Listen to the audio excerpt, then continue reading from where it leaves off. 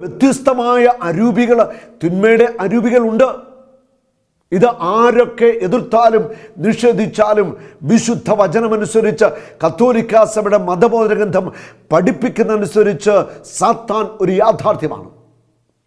തുടർന്ന് നമ്മൾ കാണുകയാണ്, അവൻ യേശുവിനെ കണ്ട് ഓടി വന്ന് അവനെ പ്രണമിച്ചു.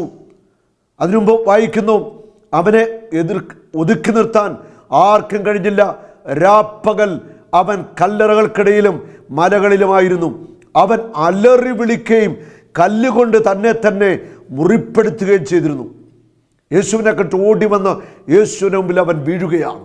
അവൾ സ്വയം മുറിപ്പെടുത്തുക, സ്വയം പീഡിപ്പിക്കുക, സ്വന്തം ശരീരത്തെ സ്വയം പീഡിപ്പിക്കുന്ന ഒരു വ്യക്തി, കല്ലുകൊണ്ട് ശരീരത്തെ മുറിപ്പെടുത്തുക. ഇങ്ങനെയുള്ള വ്യക്തികളുണ്ട്. സ്വയം ശരീരത്തെ മുറിക്കുന്ന, ശരീരത്തെ പീഡിപ്പിക്കുക. ഇതൊക്കെ ശരിക്കും പൈശാചിക ബന്ധനമുള്ള വ്യക്തിയുടെ ചില അടയാളങ്ങളാണ്. അപ്പോൾ നമ്മൾ പിശാചിനെതിരെയുള്ള യുദ്ധത്തിലാണ്. സാത്താൻ അലറുന്ന സിംഹത്തെ പോലെ പാഞ്ഞു നടക്കുന്നുവെന്ന് പത്രോസ് അപ്പോസ്തലൻ പറയുന്നു. യാക്കോബ് ശ്ലീഹയുടെ ലേഖനത്തിൽ പറയുന്നു, നിങ്ങൾ പിശാചിനോട് എതിർത്തു നിൽക്കുക, അവൻ നിങ്ങളെ വിട്ടുപോയിക്കൊള്ളും. അപ്പോൾ നമ്മൾ എതിർത്തു നിൽക്കണം, പ്രാർത്ഥിക്കണം. പൈശാചിക അരൂപികളെ യേശുവിന്റെ നാമത്തിൽ ബഹിഷ്കരിക്കണം. മർക്കോസ് 16:17 വിശ്വസിക്കുന്നവരോടുകൂടി ഈ അടയാളങ്ങൾ ഉണ്ടായിരിക്കും, അവർ എൻ്റെ നാമത്തിൽ പിശാചുക്കളെ ബഹിഷ്കരിക്കും. ആ പ്രാർത്ഥനയിലും വിശുദ്ധിയിലും ജീവിക്കണം നീ. അങ്ങനെയെങ്കിൽ ഒരു തിന്മയുടെ അരൂപിയും നിന്നിൽ ആവസിക്കത്തില്ല, നിന്നെ കീഴ്പ്പെടുത്തത്തില്ല. അശുദ്ധിയിലും ആസക്തിയിലും പാപത്തിൻ്റെ വഴിയിലൊക്കെ ജീവിച്ചാൽ ഉറപ്പാണ് തിന്മയുടെ അരൂപികൾ ശക്തമായിട്ട് നിങ്ങളിൽ സ്വാധീനം ചെലുത്തും, നിങ്ങളെ കീഴ്പ്പെടുത്തും. അവൻ സ്വന്തം ശരീരത്തെ കല്ലുകൾ കൊണ്ട് തന്നെ മുറിപ്പെടുത്തി. യേശുവിനെ കണ്ടപ്പോൾ അവന് ഉച്ചത്തിൽ നിലവിളിച്ചുകൊണ്ട് യേശുവിനെ പ്രണമിച്ചു, യേശുവിൻ്റെ കാൽക്കൽ വീണു. എന്നിട്ട് ആ പിശാച് ബാധിതൻ വിളിച്ചു പറയുകയാണ്, മഹോന്നതനായ ദൈവത്തിൻ്റെ പുത്ര യേശുവേ, അങ്ങ് എൻ്റെ കാര്യത്തിൽ എന്തിന് ഇടപെടുന്നു? ഉച്ചത്തിൽ നിലവിളിച്ചിട്ട് പറയുക, മഹോന്നതനായ ദൈവത്തിൻ്റെ പുത്ര, മഹോന്നതനായ, ഉന്നതനായ, സർവശക്തനായ, ആദിയും അന്ത്യവുമായ, ആൽഫായും ഒമേഗായുമായ, എല്ലാറ്റിൻ്റെയും ഉടയവനായ, സർവശക്തനായ ദൈവത്തിൻ്റെ പുത്ര യേശുവേ, അങ്ങ് എൻ്റെ കാര്യത്തിൽ എന്തിന് ഇടപെടുന്നു? എന്തിനാണ് ഞങ്ങളുടെ കാര്യത്തിൽ ഇടപെടുന്നത്? എൻ്റെ കാര്യത്തിൽ ഇടപെടുന്നത്? ദൈവത്തെ കൊണ്ട് ആണയിട്ട് ഞാൻ അങ്ങടെ അപേക്ഷിക്കുന്നു, അങ്ങനെ പീഡിപ്പിക്കരുതേ, അങ്ങനെ പീഡിപ്പിക്കരുതേ. 1 സാമുവേൽ 16-ാം അധ്യായത്തിൻ്റെ 14-ാമത്തെ വചനവും 23-ാമത്തെ വചനത്തിൽ നാം ഇങ്ങനെ വായിക്കുന്നുണ്ട്, സാവൂളിനെ ഒരു ദുരാത്മാവ് പീഡിപ്പിച്ചിരുന്നു. സാവൂളിനെ ഒരു ദുരാത്മാവ് നിരന്തരമായിട്ട് പീഡിപ്പിച്ചിരുന്നു. ആ സമയത്ത് ദാവീദ് കിന്നരം വായിച്ച് ദൈവത്തെ സ്തുതിച്ചു പാടി. ആ ദുരാത്മാവ് അപ്പോൾ സാവൂളിനെ വിട്ടുമാറി, സാവൂളിന് ആശ്വാസം ലഭിച്ചിരുന്നുവെന്ന് ദൈവത്തിൻ്റെ വചനം പഠിപ്പിക്കുന്നു. അപ്പോൾ സാവൂളിനെ ഒരു ദുരാത്മാവ് പീഡിപ്പിച്ചിരുന്നു. ഇതൊരു യാഥാർത്ഥ്യമാണ്. ഇന്നും പൈശാചിക ദുരാത്മാക്കളാൽ പീഡിപ്പിക്കപ്പെടുന്ന അനേക വ്യക്തികളുണ്ട്. മാനസിക പീഡകൾ, ശാരീരിക പീഡകൾ, സാമ്പത്തിക മേലെ തകർച്ചകൾ, രോഗങ്ങൾ, പല വിധത്തിലെ പീഡകൾ, തിന്മയുടെ ശക്തികൾ ദൈവമക്കൾക്കെതിരെ തുറന്നു വിടുന്നുണ്ട്, അഴിച്ചു വിടുന്നുണ്ടെന്നുള്ളത് നമ്മൾ തിരിച്ചറിയണം. നമ്മൾ യുദ്ധത്തിലാണ്. യുദ്ധത്തിൽ നമ്മൾ ജാഗ്രത ഉള്ളവരായിരിക്കണം. യുദ്ധത്തിലായിരിക്കുന്ന വ്യക്തിയുടെ ആയുധങ്ങൾ വേണം. യുദ്ധത്തിൽ ആയിരിക്കുന്ന വ്യക്തി പ്രാർത്ഥനയുടെ മനുഷ്യനായിരിക്കണം. പ്രാർത്ഥിക്കുന്ന ദൈവത്തോടു കൂടി ആയിരിക്കുന്ന ഒരു വ്യക്തിയെയും തിന്മയുടെ ശക്തിക്ക് കീഴ്പ്പെടുത്താനായിട്ട് പറ്റത്തില്ല. അവൾ ഏതെങ്കിലും തരത്തിൽ മാനസികമായിട്ടോ ശാരീരികമായിട്ടോ ആത്മീയ മേഖലയിലോ പീഡനം അനുഭവിക്കുന്നുണ്ടെങ്കിൽ ആ തിന്മയുടെ ശക്തികൾ ബന്ധിക്കപ്പെടാനായിട്ട് ഡെലിവറൻസിന് വേണ്ടി സ്വയം നമ്മൾ പ്രാർത്ഥിക്കേണ്ടിയിരിക്കുന്നു. ഹല്ലേലൂയ. നമ്മൾ ശക്തമായിട്ട് പ്രാർത്ഥിച്ചാൽ മതി, തിന്മയുടെ അരൂപികൾ നമ്മളെ വിട്ടുപോകും. ഹല്ലേലൂയ. യേശുനാമത്തിനു മുമ്പിൽ സകല അശുദ്ധാത്മാക്കളും മുട്ടുമടക്കും, കീഴടങ്ങും, വിട്ടുപോകും. ഹല്ലേലൂയ. ദൈവത്തെ കൊണ്ട് ആണയിട്ട് ഞാൻ അങ്ങയുടെ അപേക്ഷിക്കുന്നു, അങ്ങനെ പീഡിപ്പിക്കരുതേ. കാരണം അശുദ്ധാത്മാവേ ആ മനുഷ്യൻ നിന്ന് പുറത്തു വരുമെന്ന് യേശു ആജ്ഞാപിച്ചിരുന്നു. നിന്റെ പേരെന്താണ്? യേശു ചോദിച്ചു. അവൻ പറഞ്ഞു, എൻ്റെ പേര് ലെഗിയോൻ. ഞങ്ങൾ അനേകം പേരുണ്ട്, തങ്ങളെ ആ നാട്ടിൽ നിന്ന് പുറത്താക്കരുതേ എന്ന് അവൻ കേണപേക്ഷിച്ചു. പറയാണ്, ഞങ്ങൾ വലിയ ഒരു കൂട്ടം അശുദ്ധാത്മാക്കളുണ്ട്, ലെഗിയോൻ, വലിയ ഒരു കൂട്ടം പിശാചുക്കളുണ്ട്. ഞങ്ങളെ പുറത്താക്കരുതേ ഈ നാട്ടിൽ നിന്ന് ഞങ്ങളെ പുറത്താക്കരുതേ. ആ പിശാച് ബാധിതൻ പറയുക, ഈ നാട്ടിൽ നിന്ന് ഞങ്ങളെ പുറത്താക്കരുത്. ആ പൈശാചിക അരൂപിയുടെ സാന്നിധ്യം ആ നാട്ടിലുണ്ടായിരുന്നു. ചില വ്യക്തികളിൽ, ചില കുടുംബങ്ങളിൽ, ചില സ്ഥലങ്ങളിൽ പൈശാചിക അരൂപികളുടെ ശക്തമായ തേരോട്ടമുണ്ട്, സാന്നിധ്യമുണ്ട്. കണ്ണടച്ച് ഇരുട്ടാക്കിയിട്ട് കാര്യമൊന്നുമില്ല, സത്യങ്ങളാണിതൊക്കെ. ഇവിടെ നമുക്ക് ചെയ്യാൻ കാര്യങ്ങളുണ്ട്. ശക്തമായിട്ട് പ്രാർത്ഥിക്കുക, യേശുവിനെ മുറുകെ പിടിക്കുക. അവൻ്റെ നാമത്തിൽ പ്രാർത്ഥിച്ചാൽ എല്ലാ തിന്മയുടെ അരൂപികളും മുട്ടുമടക്കും. കാൽവരി കുരിശിൽ സാത്താന്റെ മേൽ യേശു വിജയം എന്നേക്കുമായിട്ട് നേടിക്കഴിഞ്ഞു. 1 യോഹന്നാൻ 3:8 വായിക്കുന്നു, പിശാചിൻ്റെ പ്രവൃത്തികളെ നശിപ്പിക്കുവാൻ വേണ്ടിയാണ് മനുഷ്യപുത്രൻ പ്രത്യക്ഷനായിരിക്കുന്നത്.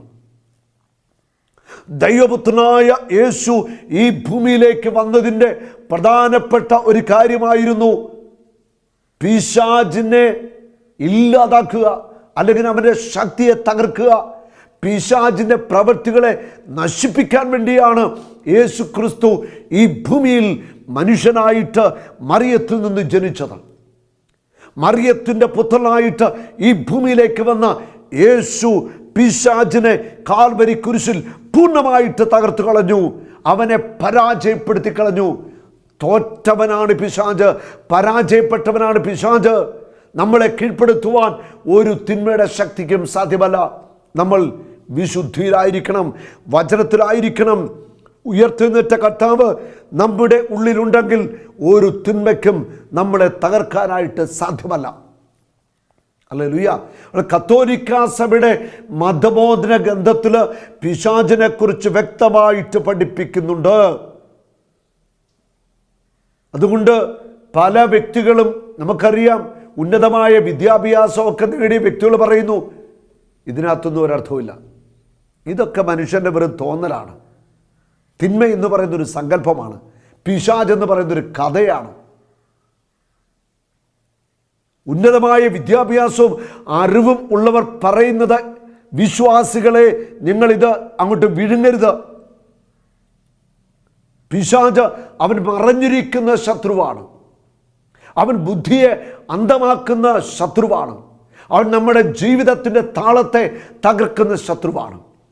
കൊല്ലുവാനും നശിപ്പിക്കുവാനും മോഷ്ടിക്കുവാനാണ് വരുന്നത്.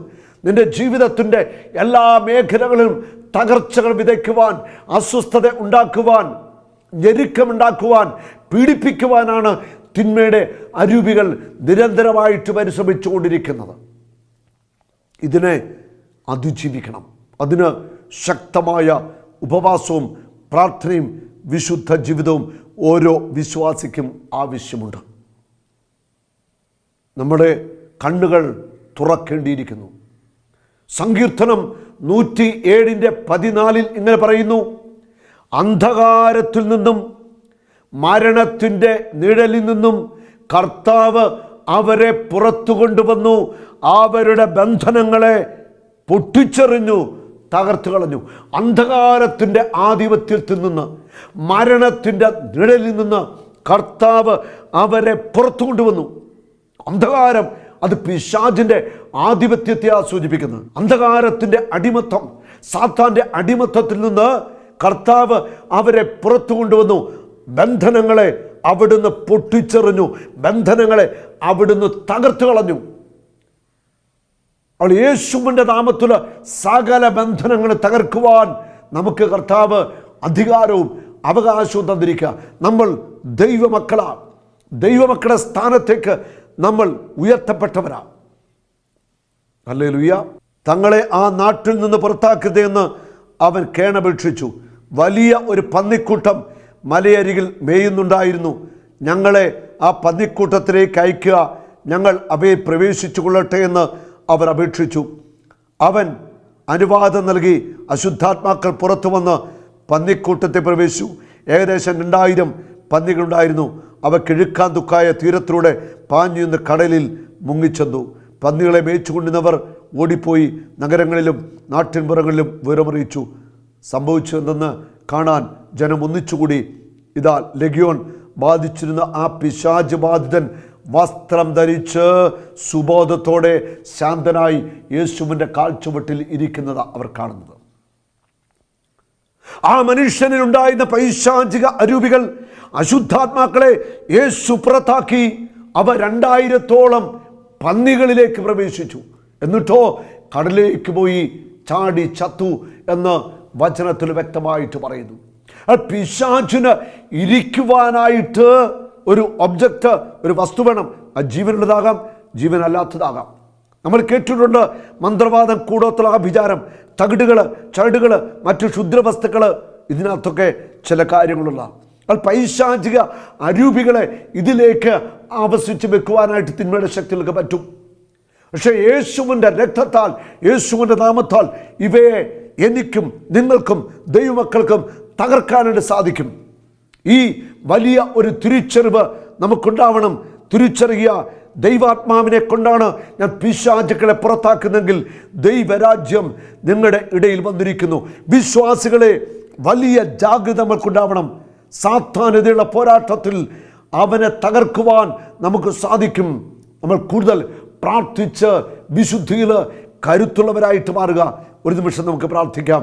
കർത്താവായ യേശുക്രിസ്തുവിൻ്റെ അധികാരനാമത്തിൽ സഭയോട് ചേർന്ന് വിശുദ്ധരായ വൈദികരോട് ചേർന്നുകൊണ്ട് ഈ ശുശ്രൂഷയിൽ പങ്കെടുക്കുന്ന വ്യക്തികളിൽ പ്രവർത്തിക്കുന്ന, കുടുംബങ്ങളിൽ പ്രവർത്തിക്കുന്ന പൈശാചിക ദുരാത്മാക്കളെ, ദുഷ്ടാരൂപികളെ കാൽവരി കുരിശിനോട്ടിൽ ബന്ധിക്കുന്നു. നിർവീര്യമാവട്ടെ. കർത്താവിൻ്റെ പരിശുദ്ധ രക്തം തളിക്കുന്നു. എല്ലാ ബന്ധനങ്ങളും വീഴട്ടെ. ദൈവജനം സ്വതന്ത്രമാവട്ടെ, വിടുതൽ പ്രാപിക്കട്ടെ. യേശുവിന്റെ നാമത്തിൽ ആമേൻ. ഒരു നാളും നീ അനാഥനല്ല, ഒരു നാളും നീ അന്യനല്ല, ഒരു നാളും നീ അനാഥനല്ല.